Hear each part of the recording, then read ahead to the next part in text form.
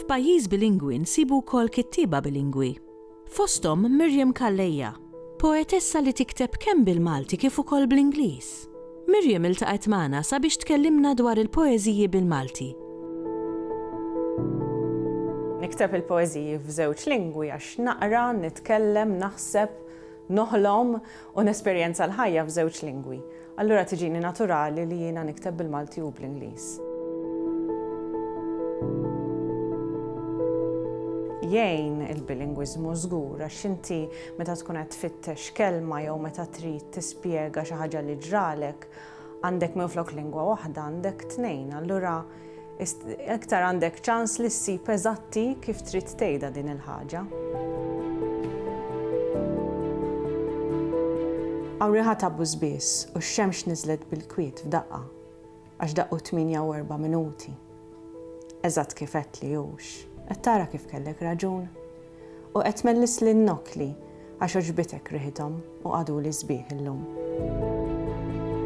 Fil-verità ma nafx kif nażel il-lingwa. Naf li influenzawni ħafna affarijiet li pereżempju nkun qed naqra jew nara dak iż-żmien. Ġeneralment tiġini l-ewwel linja b'lingwa waħda u nkompli. Ġieli u issa dan l-aħħar qed nikteb poeżiji b'żewġ lingwi wkoll. Għaliex le? Meta nikteb bil-Malti, naħseb iktar nagħti każ tal-ħoss u l-melodija għax il-Malti għandu dik iċ-ċertu mużika li jiena naħseb li l-Ingliż għandu inqas. Allura meta nikteb bil-Malti nkun qed infittex il-kelma eżatta nagħti każ ħafna tal-ħoss u tar-ritmu. Nikteb fuq kollox propjament, imma naħseb iż-żewġ temi ewlenin huma l-affarijiet li qed jiġru madwarna, pereżempju l-ambjent jew il-politika, u wkoll mumenti li niftakar ma' persuni oħra, jista' jkun mumenti issa jew ukoll fil-passat. Għajjejt bħat-tfal wara ġurnata rieħ u daħq fil-kampanja. Raqda fis-sit ta' wara tal-karozza u l-leħen Tommi kalmani. Is-sigaretti ta' missieri u r-radju baxx bil-kemm tisimgħu. Irqatt, bit-bissima u kullimkien juġani.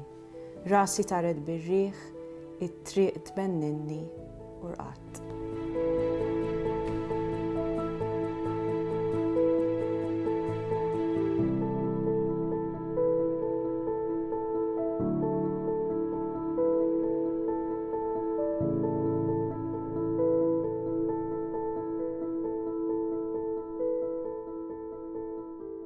Il-Sinna jixtieq jirringrazzja lill-Aġenzija Nazzjonali tal-Litteriżmu, lill-Ministeru għall-Edukazzjoni u x-Xogħol, lill-Kunsill Nazzjonali tal-Ilsien Malti u lid-Dipartiment tal-Malti fil-Fakultà tal-Arti l-Università.